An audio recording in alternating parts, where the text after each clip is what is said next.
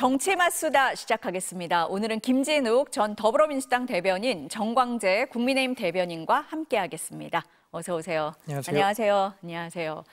윤석열 전 대통령에 대한 체포영장 집행이 무산됐습니다. 김건희 국정농단 특검은 오늘 오전 서울구치소 수용실 앞까지 가서 영장 집행을 시도했지만 윤 전 대통령이 완강히 거부하면서 강제 구인하지 못했습니다. 먼저 대변인님, 어떻게 보셨어요? 이게 지금 전직 대통령, 특히 법치주의를 입에 달고 살다시피 했던 전직 대통령이 지금 이렇게 법 집행을 무력화시키고 형해화시키는 이런 과정들을 과연 국민들께서 어떻게 지켜보실까?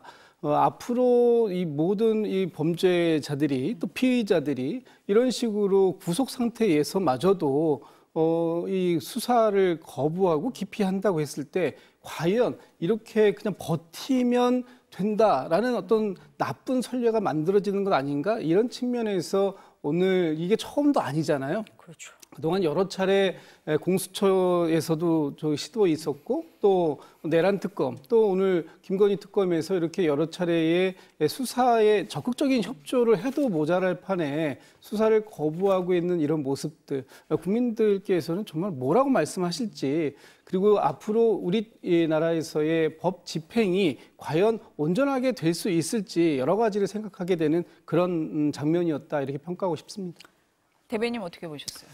저도 대단히 안타깝습니다. 우리 당이 배출한 대통령이고 본인이 30년 가까이 검찰에 몸담고 있으면서 대통령이 되던 시점에는 우리나라의 법치를 복원하고 공정과 상식을 되돌리겠다 이런 구호로 대통령이 됐잖아요. 근데 실제로 본인에 대한 특검 조사 또 그 이전에는 공수처 조사에 응하는 전체적인 과정은 그 법치를 주장했었던 전직 대통령으로서 보여야 할 모습은 아니라고 저도 생각합니다. 그런 측면에서 윤석열 전 대통령이 한편으로는 우리 당 소속이었으니까 좀 원망스럽기도 합니다. 차라리 이런 그 과정 전반에서 본인의 책임과 관련해서 부하 직원들이 사실 10명이나 지금 구속이 돼 있는 상태잖아요. 이런 상태에서 가장 책임질 자리에 있는 윤석열 전 대통령이 이렇게 모든 조사를 회피하는 듯한 모습에 대해서 아마 대다수의 국민들은 좋은 시각으로 보지는 않을 겁니다. 물론 윤석열 전 대통령을 여전히 지지하는 사람들 있겠죠.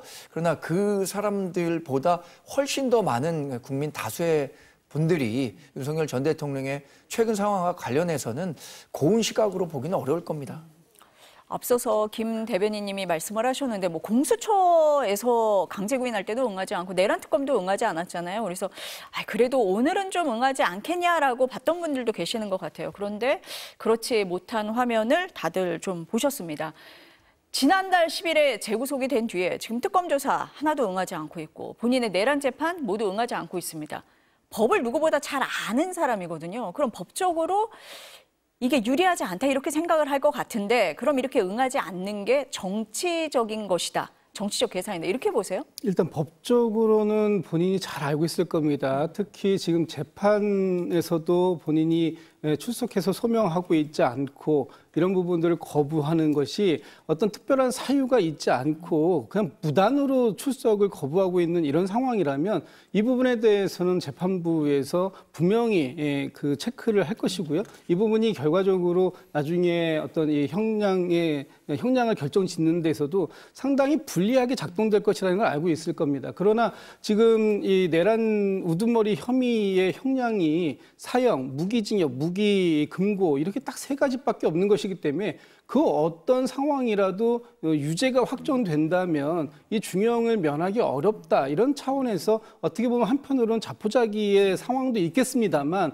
지금은 그런 것보다는 정치적으로 여전히 윤석열 어게인을 외치고 있고 윤석열의 부활을 기다리고 꿈꾸고 있는 많은 사람들이 있다. 그래서 본인의 이런 활동들이 결과적으로 보면 지지층을 더 견고하게 만들어주는 그런 측면도 있다라고 보는 것 같습니다. 오늘 저 지금 자료 화면에 보시면은 구치소 앞에 윤석열 전 대통령을 지지하는 많은 사람들이 있었습니다. 그 사람들이 이 특검에서 강제 인치에 실패하고 그리고 돌아갔을 때 우리가 이겼다 이런 식으로 메시지들을 냈던 부분들을 저 목도를 했는데 이런 것 것들이 결과적으로 보면 우리 윤석열 전 대통령이 잘 견디고 있다, 잘 버텨주고 있다. 그래서 우리만 잘하면 윤석열 전 대통령이 얼마든지 석방될 수 있다. 이런 지금 메시지들을 만들어내고 있는 것이 아닌가. 근데 그러나 지금의 이런 상황들이 결과적으로 보면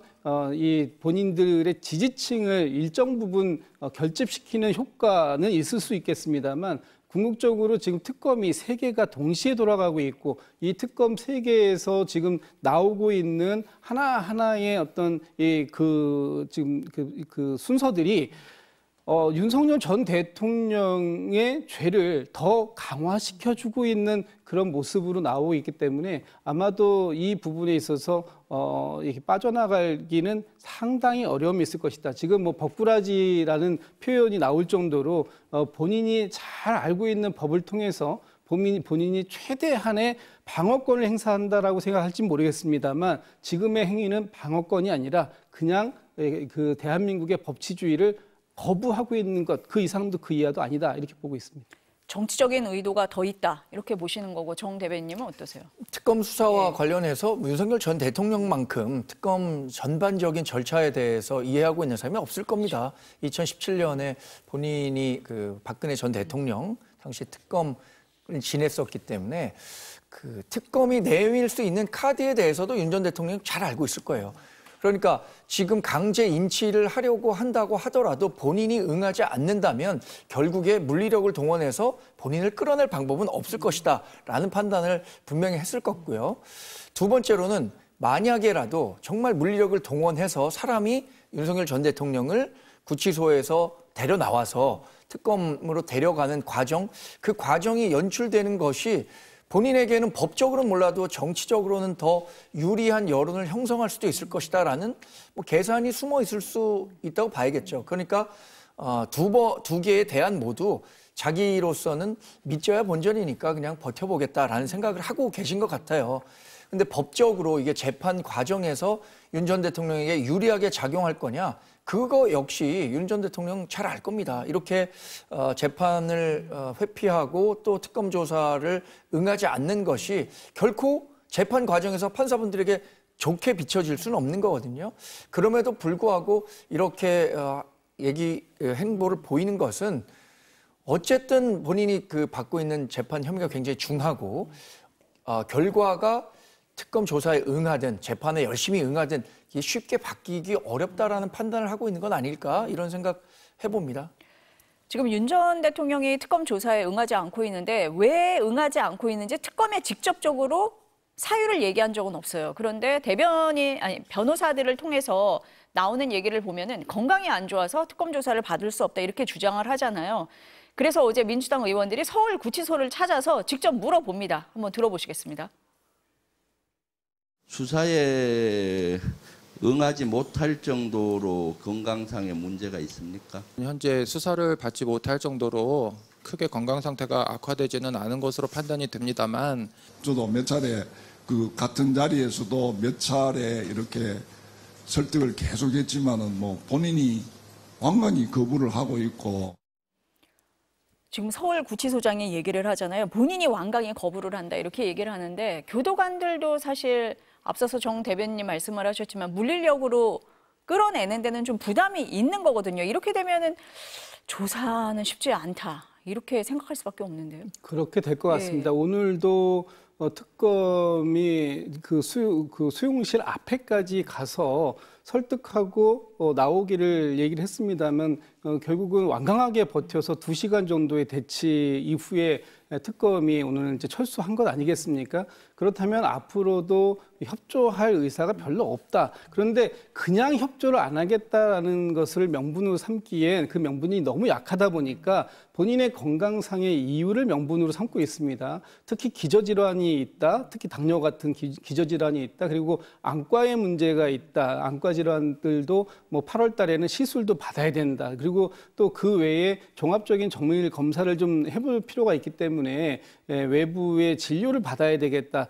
어쨌든 간에 모든 것들이 지금 그 본인의 건강상의 이유다라는 것으로 지금 얘기를 하고 있는데 글쎄 재판은 이제 이번 주 다음 주까지 그 휴정 기간이기 때문에 재판은 그럴 수 있습니다만 특검 같은 경우에는 한시적 기간을 정해놓고 지금 수사를 하고 있는 상황이기 때문에 사실 하루가 급한 상황이다. 그런 측면에서 이렇게 그 수사를 무한정으로 그 윤석열 전 대통령의 건강이라든지 여러 가지 상황들을 고려해 줄 정도의 시간적 여유가 있지는 않은 것 같습니다. 그렇다면 특검에서도 상황들을 조금 더 구체적으로 파악을 해볼 것이고 특히 건강상에 어느 정도의 문제가 있는가. 지금 구치소에서 판단할 때는 재판이나 수사를 받지 못할 정도는 아니다라고 판단을 하고 있습니다만 여전히 변호인 측에서는 어떤 더 큰 종합병원에서의 치료를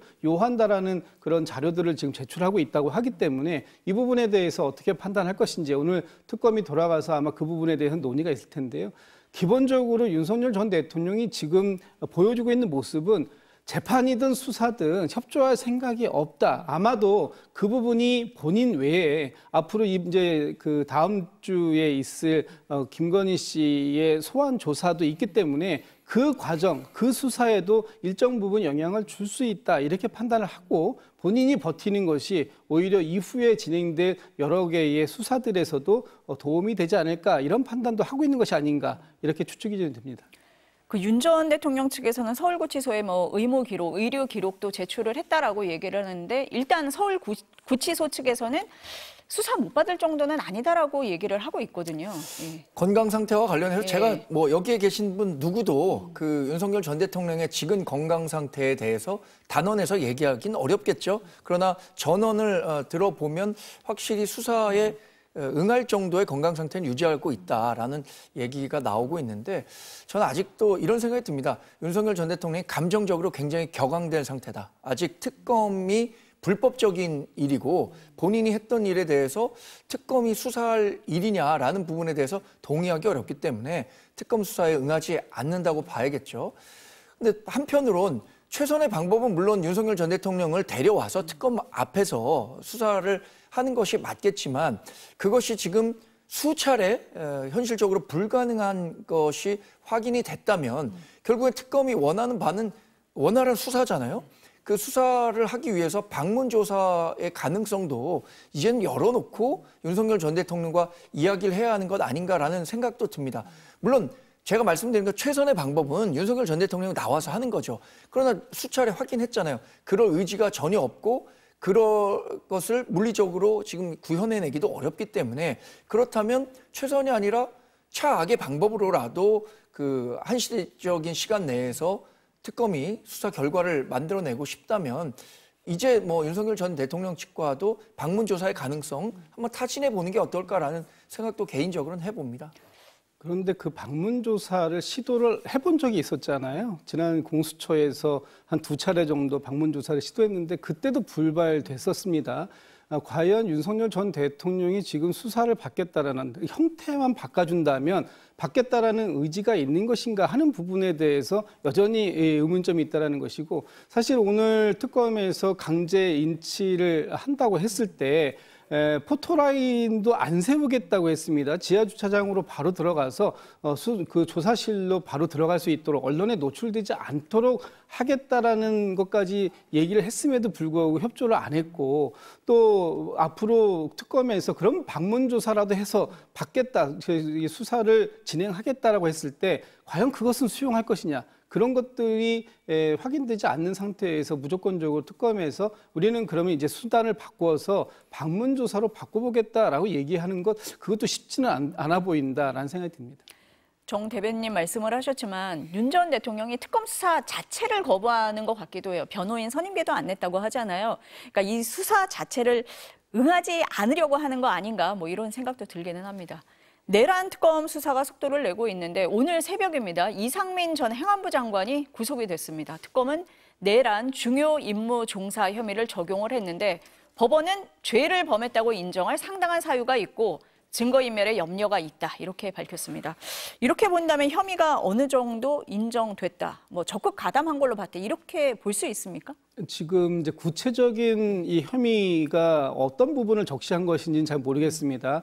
그러나 이상민 전 장관에 대해서 지금 알려지고 있는 혐의는 크게 3가지 정도가 있는데 당시 12.3 비상계엄에 대해서 사전에 모의를 한 부분이 있는 거 아닌가라는 부분, 그리고 12.3 비상계엄 당시에 언론사에 단전단수를 지시했던 그런 부분이 있었고, 또 하나는 이제 헌법재판소에서 증언을 하러 나왔을 때 위증을 했던 부분들이 있습니다. 본인은 전혀 그 계엄에 대해서 알지 못했고, 또 단전단수의 문건도 멀리 서 있는 것을 얼핏 봤기 때문에 자기는 지시한 적이 전혀 없다고 했습니다만, 지금 나오고 있는 그 다른 사람들, 특히 소방청장이라든지 여러 사람들의 증언은 당시에 분명하게 그 이 장관으로부터 그런 지시를 받았다라는 것이기 때문에 지금 전체적으로 어느 부분에 대한 이 범죄 행위가 소명이 되고 있는지가 나오진 않고 있습니다만, 어쨌든 이상민 장관이 당시 12.3 비상계엄과 관련해서 상당한 역할을 했다. 그것이 중요임무 종사의 혐의죄에 해당될 만큼은 된다. 그리고 지금 그 이후에 계속해서 본인이 증언을 바꿨던 여러 가지 것들이 실질적으로 위증이 있었다라는 것이, 이것이 이제 어떻게 보면은 증거 인멸의 우려, 이런 부분들을 가중시키는 요소로 봤기 때문에 구속영장이 발부된 것이다, 이렇게 평가할 수 있을 것 같습니다. 대변인은 어떻게 보세요? 이것도 굉장히 안타깝습니다. 그 이상민 전 장관이 사실 그 2022년인가요? 그 이태원 참사 때 당시에 주무장관으로서 야당이 탄핵까지 했었죠. 당시에 어떤 식으로든 정무적 책임을 지고 물러나야 하는 것 아니냐라는 여론도 있었는데, 그때 당시에도 아마 윤석열 전 대통령은 최상병 사태와 마찬가지로 이런 일로 장관까지 그만두게 한 것이 옳으냐라는 본인의 인사관이 있었을 거예요. 그래서 이상민 전 장관을 그대로 유임시켰고, 탄핵 재판 결과도 다시 업무에 복귀하는 일이 있었는데, 인생사 세옹지마라고 하잖아요. 참 안타까운 일이 그 개인적으로는 이상민 전 장관에게 연출되고 있어서 대단히 좀 안타까운 마음인데, 법원에서 일단 영장을 발부했다는 것은 이상민 전 장관에 대한 혐의, 지금 내란 방조 혐의가 하나고요, 직권남용과 관련한 혐의가 두 번째입니다. 그런데 이 내란 방조 혐의와 관련해서는 형량이 굉장히 무겁기 때문에 범죄의 중대성이 인정돼서 아마 구속영장이 발부되지 않았나 싶습니다. 직권남용과 관련해서는 본인이 소방청에 대해서 지도 권한이 없는데, 지시 권한이 없음에도 불구하고 언론사에 대한 단전단수를 요청한 것, 지시한 것이 직권남용에 해당한다라는 부분이 적용된 것으로 알고 있습니다. 일단 뭐 법원에서 영장을 발부했기 때문에 이것에 대해서 왈가왈부하는 것은 뭐 전 무의미하다고 보고요. 재판 과정에서 과연 이상민 행안부 장관에 대한 이 두 가지 혐의가 법적으로 인정될 거냐, 이것은 수사 결과, 그러니까 또 재판 결과를 좀 지켜봐야 할 대목이라고 생각합니다. 이상민 전 장관이 이제 구속이 되면서 김용현 전 장관에 의해서 국무위원 중에는 이제 두 번째로 구속이 됐습니다. 이렇게 되니까 국무위원 전반으로 수사가 확대되는 거 아니냐, 이런 얘기가 나오면서 다음 순서로 한덕수 전 총리를 얘기하시는 분들이 많던데 어떻게 보세요? 그러니까 한덕수 전 총리는 이미 이제 수사를 받았죠. 그리고 한덕수 전 총리가 지난 그 12.3 비상계엄 이후로 국회에서 또는 헌법재판소에서 본인이 일관되게 그 비상계엄과 관련돼서 본인의 역할이 없었다, 잘 몰랐다라고 얘기했습니다만, 그런 부분들이 사실상 다 거짓말인 것들이 확인이 되고 있고, 특히 당시 국무회의장을 찍었던 CCTV에서 보면 이 한덕수 당시의 국무총리가 여러 문건들을 확인을 하고 다른 사람의 문건까지 챙기는 그런 모습들이 다 CCTV에 기록이 되어 있기 때문에 이 한덕수 전 총리에 대해서도 이 부분의 내란 방조 혐의 또는 지금 그 위증의 혐의, 이런 부분들에 대해서는 분명하게 있는 것이고요. 지금 이제 국무위원들 중에서 그 한덕수 총리가 다음 순서이지만, 또 지금 아직까지 밝혀지지 않아서 더 밝혀야 되는 부분이 또 남아있는 게 뭐냐면 12월 4일 저녁에 소위 안가회동이라는 게 있는데, 그 안가회동에는 박성재 법무부 장관이 또 참석을 하고 있습니다. 그리고 거기에 이완규 법제처장, 또 김주현 당시 민정수석, 그리고 지금 이상민 장관까지 이런 분들이 당시에 모여가지고 도대체 무엇을 논의한 것이냐. 단순한 친목 모임이라고 하는데 어제 비상겸이 있었던 그 엄중한 시기에 모여서 그것도 다른 식당, 일반 식당이나 이런 곳이 아니라 안가에 모여서 단지 그냥 친목 모임을 했다? 이것을 믿을 만한 그 국민들이 누가 있겠습니까? 이런 부분들이 지금 특검에서 지속적으로 계속해서 수사에 해 나가는 과정들이기 때문에 앞으로 당시에 이 비상겸에 참여했던 또는 해제하는 과정에 있었던 이 사이에서 어떤 일들이 있었는지, 그리고 그 과정에서 국무위원들이 다른 또 역할은 없었는지, 이런 부분들이 좀 더 소상하게 조사가 돼야 될 필요가 있겠다, 이런 생각이 듭니다. 국무위원 수사로 확대될 수밖에 없다라고 보시는 거고, 정 대변인님은 어떠세요? 지금 이상민 전 장관의 그 적용된 혐의가 내란 방조잖아요. 근데 한덕수 전 총리나 이상민 전 장관이나 똑같은 행보를 보인 것으로 지금 CCTV에서는 그 확인이 되고 있어요. 그렇다면 이상민 전 장관에 이어서 한덕수 당시 총리에게 구속영장이 발부되는 것은 전 시간 문제라고 봅니다. 특검이 갖고 있는 방향성 자체가 그런 거죠. 지금 당시에 계엄에 적극적으로 왜 막지 못했느냐, 이 부분에 대한 책임을 국무위원들, 특히 한덕수 전 총리에게도 적용할 가능성이 크기 때문에 한덕수 전 총리로서도 아마 대비를 해야 될 겁니다. 근데 지금 상황만 놓고 본다면 이상민 전 장관이 한덕수 전 총리보다 내란 방조 혐의가 더 중하냐, 그렇게 또 보기도 어렵기 때문에 한덕수 전 총리에 대한 구속영장이 청구된다면 이 역시 법원에서 발부될 가능성이 높지 않을까. 근데 그런 것들이 최근에 그 재판은 불구속 재판과 공판 중심주의가 그 자리 잡고 있는데, 지나치게 이제 구속 수사로만 방향을 잡으려고 하는 것도 바람직한 모습은 아니라고 생각합니다. 어쨌든 다음 순서는 뭐 가담 정도로 봤을 때는 한 전 총리로 갈 가능성이 높아 보인다라고 말씀을 하시고 계시고, 김 대변인님 아까 말씀을 하실 때 비상겸 해제 과정에서 어떤 일이 있었는지를 특검이 들여다볼 거다라고 말씀을 하셨어요. 그렇게 되면 국민의힘 의원들 비상계엄 해제 의결 과정에 방해가 있었던 건 아니냐, 이 부분도 이제 들여다본다고 하는데, 그럼 국민의힘의 현역 의원들이 대상이 될 수 있다, 확대될 수 있다, 이렇게 보십니까? 확대될 수 있는데 뭐 무한정 확대될 것은 아니라고 봅니다. 다만 당시에 원내대표를 맡고 계셨던 추경호 원내대표 같은 경우에는 비상겸이 발동되고 그 직후에 윤석열 전 대통령과 통화를 했던 기록, 그리고 당시에 국민의힘의 의원들이 소집되는 과정에서 국회로, 또 그 이후에 다시 당사로, 다시 국회로 오락가락하면서 혼선을 만들었던 그런 과정들이, 이것이 어떤 이 당시에 이 계엄을 해제하려고 하는 이 국회의 노력에 뭔가 방해를 하려고 하는 목적이 있었던 거 아니냐, 이렇게 이제 볼 수 있는 여지도 있기 때문에 그 부분에 대한 철저한 수사는 당연히 필요하다라고 볼 수밖에 없는 것이죠. 국민의힘에서는 이 부분을 어떻게 보고 계세요? 근데 이런 정치적 결정에 대해서 법으로 의율해서 처단할 수 있는 것인가, 처벌할 수 있는 것인가, 이건 전 별개의 문제라고 봅니다. 12월 3일 당시 상황으로 가보면 굉장히 혼란한 상황이죠. 특히 여당 의원으로서 선택할 수 있는 그 답안이 무엇이 정답인지에 대해서 당시에 원내를 이끌었던 추경호 전 원내대표로서는 여러 고민을 했겠죠. 그래서 당시에 의총장을 국회 내로 할 것이냐, 당사로 할 것이냐 왔다 갔다 한 혼선이 있습니다.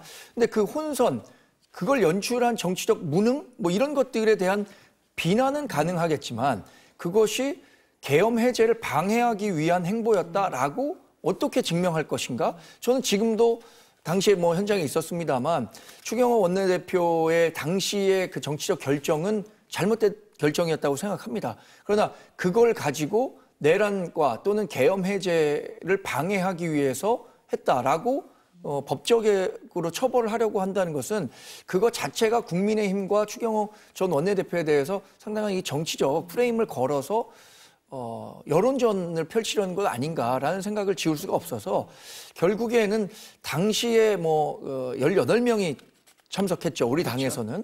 나머지 의원들 참석하지 못한 분들이 있는데 개별 의원별로 다 이유가 있을 겁니다. 당시에 뭐 당사에 모였거나 국회에 들어가기가 어려운 상황이었거나. 근데 그 부분과 관련해서 이것을 뭐 특검 수사를 통해서 법적으로 처벌하겠다라고 한다는 것은 상당한 무리죠. 제가 볼 때는 그러니까 전체의 의원들에게 법적 책임을 묻겠다라는 측면을 말씀드리는 건 아닌 것 같아요.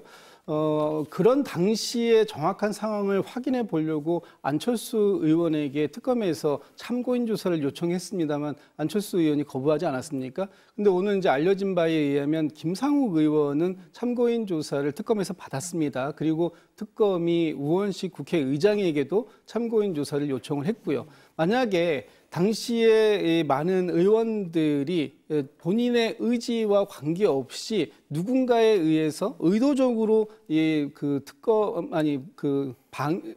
계엄 해제를 그 방해받았다면 그 부분에 대해서는 당연히 법적인 의율이 가능한 부분이 있을 수 있기 때문에 그런 부분들을 확인해 보려고 하는 것이고 만약에 그 당시에 추경호 원내대표가 적극적인 의지를 가지고 있었다라고 한다면 그리고 그것이 윤석열 전 대통령으로부터의 요청이나 이런 부분들이 있었다는 것이 또 확인된다면 그 부분에 대해서는 당연히 법적 책임 피해갈 수 없을 수 있다 이렇게 보고 있는 것입니다. 뭐 전방위로 다 수사를 하자 이런 뜻이 아니라 추경호 원내대표 같은 경우는 당시 윤 전 대통령하고 통화 기록이 나왔기 때문에 그런 부분은 좀 살펴봐야 된다 이렇게 듣겠습니다. 지금 특검 수사로 국민의힘 뒤숭숭 하잖아요. 그런데 8월 22일에 전당대회가 치러집니다.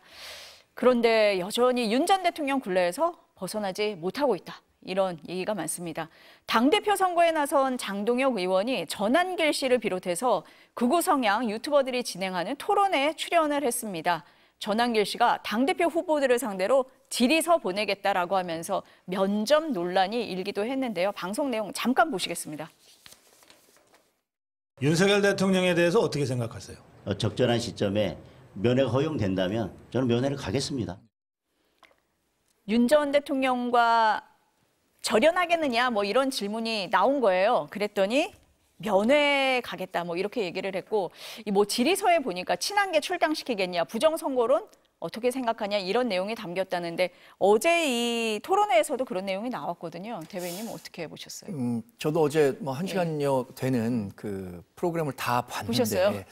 저는 장동혁 의원이 왜 이 프로그램에 그러니까 굳이 나간다고 했을까를 쉽게 이야기가 어렵더라고요. 굉장히 답하기 어려운 곤란한 질문들이 많았을 겁니다. 그런데 여튼 본인이 갖고 있는 생각을 얘기했어요.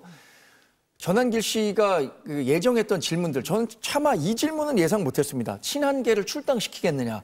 그러니까 친한계라는 분들이 어떤 정치적 활동을 하고 그것이 국민의힘에 위해를 가하고 위신을 훼손했다라고 할 수 있을지 모르겠거든요. 근데 이런 질문까지 하는 걸 보면 굉장히 그 정파적 이익에 충실한 얘기를 전한길 씨가 하고 있는 거잖아요.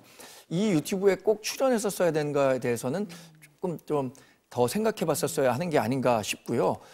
이런 생각은 들죠. 장동혁 의원으로서는 지금 본인이 표를 받아야 하고자 하는 사람들이 강성 지지자들이 많고 이 강성 지지자들 가운데는 여전히 윤석열 전 대통령에 대해서 온정적인 생각 또 계엄령과 관련해서도 또 탄핵과 관련해서도 지금 일반 대중과 국민과는 다른 생각을 하고 있는 분들이 있기 때문에 그분들의 표심을 자극하기 위해서 나갔다라고는 생각할 수 있겠지만 여기에 꼭 나갔어야 하는가라는 것에 대해서는 좀 아쉽더라고요. 어떻게 보셨어요, 대변인? 장동혁 그 후보가 이제 포지션을 확실히 잡았다 이렇게 봅니다. 본인의 이게 그 극우적 프레임을 씌우는 사람들, 본인을 극우라고 내몰고 있는 사람들, 몰고 있는 사람들은 당에서 나가라라는 표현까지 하고 있는 상황이라면. 지금 국민의힘은 이번 전당대회를 통해서 분당을 결심하고 있는 것은 아닌가 이렇게 보입니다. 특히 그동안 그 탄핵에 찬성한다라는 입장을 보여왔던 사람들에 대해서 굉장히 적대적인 모습을 보이고 있고 그분들을 출당시키거나 혹은 그분들이 더 이상 당의 내부에 총질하지 말고 내부에 총질하려면 아예 나가라라고 얘기하는 것. 이것은 품지 않겠다. 그러니까 통합을 얘기하지만 사실상 분당을 얘기하는 것과 다르지 않다. 이렇게 저는 해석이 되는 측면이 있고 본인에게 왜 본인이 극우냐라고 하는데 지금 본인이 주장하고 동의하고 있는 부분들 특히 윤석열 전 대통령의 비상계엄을 옹호하고 내란을 옹호하는 듯한 이런 모습들 그리고 부정선거가 만연해 있다. 그리고 지난 21대 대통령 선거도 부정선거의 결과물이다. 이렇게 주장하는 사람들의 뜻을 그대로 수용하고 있는 것. 이것이 우리가 지금 얘기하고 있는 우리의 헌법 제도권 바깥의 주장들인데 이런 주장들을 여과 없이 본인의 주장으로 수용하고 그 주장을 하는 사람들의 그 사람들이 주도하고 있는 토론 프로그램이라는 곳에 나가서 본인의 주장을 동조의 주장을 얘기하고 있다라고 얘기한다면 이것이 극우가 아니면 무엇이겠는가. 그래서 지금 이번 국민의힘의 전당대회는 윤인수 혁신위원장 지금 이제 혁신위원장의 사실 직위가 이제 직위만 갖고 있는 것 같습니다만 오늘 어떤 언론에서 인터뷰에서 이렇게 말씀하셨어요. 국민의힘은 지금 극우와 싸우고 있는 중이다. 당 내에서 그렇게 얘기가 나오고 있고 한동훈 전 대표 같은 경우에는 전환길 씨를 뭐라고 했습니까? 극우 간별사 이렇게 표현을 하고 있지 않습니까? 그렇다면 이미 국민의힘 안방에는 극우가 잡뿌리를 내리기 시작했고 그 뿌리를 내리는데 지금 당대표 후보들이 그 뿌리에 영양분을 공급해주고 있는 상황이 아닌가 이런 느낌을 지울 수가 없기 때문에 이번 국민의힘의 전당대회를 통해서 국민의힘이 반성하고 쇄신하고 그리고 국민의 눈높이에 맞는 정당으로 거듭나겠다라고 하는 그런 의지를 보여줄 수 있을지에 대해서 매우 회의적이다 이런 말씀 좀 드리고 싶습니다. 우리 당의 구성을 놓고 보면 강경 지지층이 분명히 있죠. 이런 분 가운데 사실 일반인 관점에서 본다면 극우라고 평가될 만한 분도 있을 겁니다. 그분들이 존재하는 건 엄연한 사실인데 그럼 그분들의 목소리가 더 커지지 않도록 하는 것이 저는 대중정당 또 수권정당을 꿈꾸는 국민의힘이 나아가야 하는 길이라고 생각합니다. 극우의 목소리를 대변하는 사람이 당대표가 돼서는 안 되죠. 이건 마찬가지입니다. 이 민주당에도 분명히 굉장히 북한과 관련한 사고를 갖고 있는 사람들, 이른바 친북 세력도 있을 거고 종북 세력 있을 겁니다. 그러나 그 사람들의 목소리를 민주당 지도부가 대표해서 얘기를 하는 건 아니잖아요.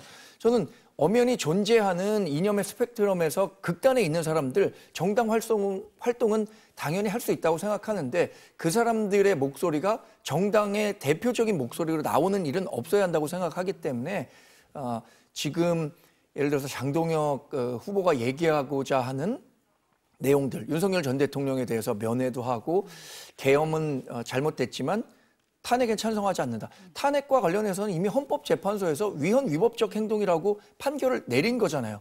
근데 그 부분과 관련해서 다른 이야기를 하는 것은 지금으로서는 맞지 않는 일이죠. 그게 탄핵 재판을 받기 전에 그런 얘기를 했다면 전 충분히 가능한 일이라고 생각합니다. 본인이 판사였고 다양한 생각을 할 수 있으니까요. 그러나 사법적 판단이 완성된 상태에서도 그걸 되돌리기 위해서 여러 정치적 목소리를 낸다? 그게 우리 당대표의 목소리가 된다? 그것은 부정적인 일이죠. 우리가 지금 이 극우 논란 얘기를 하면서 윤석열 전 대통령 얘기를 계속 하게 되잖아요. 지금 김건희 국정농단 특검에서 밝힌 내용인데 오늘 체포영장 집행이 무산됐다라고 얘기를 했는데 윤 전 대통령이 바닥에 누운 채 체포를 거부했다. 다음에는 물리력까지 동원을 해서 강제 구인하겠다라고 특검이 밝혔다고 합니다. 지금 이런 상황이 되니까 국민의힘 송원석 비대위원장이 오늘 회의에서 이런 얘기를 했습니다. 들어보시겠습니다. 이제 우리 당에 윤석열 전 대통령은 없습니다. 더 이상 전 대통령을 전당대회에 끌어들이는 소모적이고 자해적인 행위는 멈춰주시기 바랍니다. 더 이상 과거에 얽매여서 과거의 아픈 상처를 소환하는 과거 경쟁을 중단해 주기를 바랍니다. 송원석 비대위원장은 이렇게 얘기를 했는데 앞서서 정 대변인님 말씀을 하셨잖아요. 표를 얻기 위해서 전환길 씨 그 유튜브에 나간 거 아니겠느냐 이런 말씀을 하셨는데 최근에 이제 국민의힘 지지층을 대상으로 한 여론조사 보면 전환길 씨가 지지하고 있는 후보 혹은 친윤 후보가 1, 2위를 차지하고 있습니다. 근데 당대표 선출 방식이 당원 80%잖아요. 그러니까 더 이렇게 되는 거 아닙니까? 어떻게 분석하세요? 이게 선후 관계는 예. 잘못된 겁니다. 아, 그런 거예요? 전한길 씨가 지원하기 때문에 지지하기 때문에 이분들이 1, 2위를 달리고 있는 것이 아니라 지난 5월 3일에 우리 대통령 경선 시절에도 한동훈 전 대표는 탄핵에 찬성하는 주자였고 탄핵에 반대하는 김문수 후보가 당선이 됐잖아요. 그때 정확히 당심이 어떻게 되냐면 61대 39로 나뉘었어요. 탄핵에 반대했던 사람들의 당심이 61을 기록했었던 거죠. 이제 한 3개월 정도가 지나가는 시점인데 여전히 우리 당 주류만 놓고 본다면 계엄은 잘못됐지만 탄핵을 꼭 시켜야 했느냐라고 생각하는 분들이 다수인 것 같습니다. 그런데 그 비율이 61대 39냐? 전 그 비율에는 변화가 있었다고 봐요. 지금 국민의힘 지지자들을 상대로 한 여론조사나 이런 걸 보더라도 과거보다는 이렇게 생각하는 분들의 그 퍼센테이지는 줄어들고 있죠.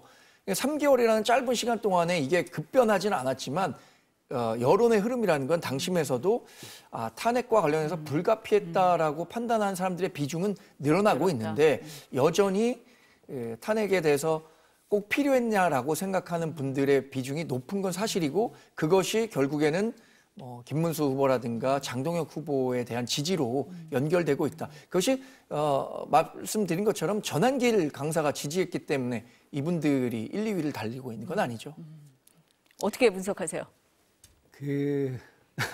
국민의힘의 전당대회를 말씀을 드리려고 그러면 사실 좀 답답함부터 좀 올라오는 게 있어요. 왜냐하면 국민의힘의 전당대회에서 가장 국민들이 많이 듣고 싶어하는 건 뭐겠습니까?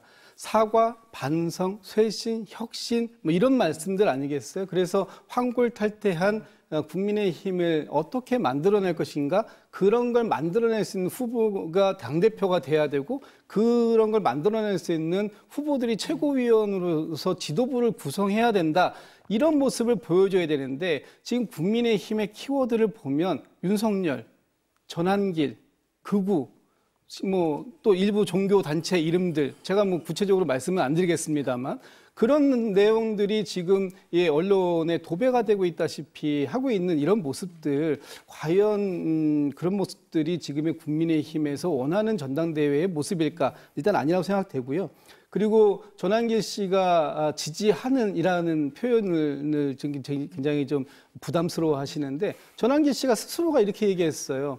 윤석열 전 대통령을 안고 가는 후보 그리고 전한길을 안고 가는 후보를 지지하겠다. 내가 지금 10만 명의 당원들 물론 이제 그건 좀 어느 정도의 과장이 있다고 보여지지만 어쨌든 전한길과 뜻을 함께 하고 있는 사람들이 지금 당원에 상당히 많이 가입되어 있고 그 앞에 전당대회에서 특정 종교에서 가입되어 있는 뭉터기로 가입되어 있는 당원들이 여전히 있다고 한다면 그분들이 지원할 수 있는 사람들, 그분들이 지원 가능한 사람이 아이러니하게도 지금 전당대회에서 1등을 달린다고 하고 있는 김문수 또는 2등이라고 하는 장동혁 이분들이 과반 이상의 지지를 얻고 있다라는 것 그런 것들이 현실로 나타나고 있는 것이고 또 한동훈 전 대표가 이번에 전당대회 출마를 포기했습니다. 여러 가지 이유가 있겠습니다만 포기의 가장 직접적인 이유라고 보여지는 것은 결국은 당선 가능성이 상당히 떨어진다라고 봤기 때문에 그런 것이고 그 당원 80%가 지난번 한덕수 그 후보를 단일화시키려고 했던 것을 막아냈던 그 당원들임에도 불구하고 그 당원들조차를 지금 믿을 수 없어서 한동훈 전 대표는 출마를 포기한 것 아닌가 그렇게 본다면 과연 국민의힘이 이번 전당대회를 통해서 국민들께 어떤 달라진 모습을 보여줄 수 있을까라는 부분을 지적하지 않을 수 없습니다.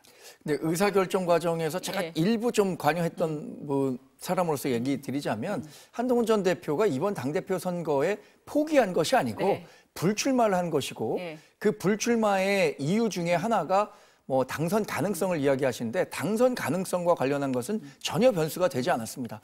당선이 될 수 있다고 확신했고 설령 당선이 되지 않는다고 하더라도 선거에 나가는 것이 의미 있다고 보는 분들도 있었지만 다른 분들의 의견을 종합해 보면 이번 경선에 참여하는 것이 당 전체 또 보수를 재건하는 과정에서 최선의 시점이냐 이런 부분에 대한 고민을 한 거지 당시에 당선이 가능할 것이다, 가능하지 않을 것이다 이런 그 네. 정치적 판단을 하지는 않았습니다.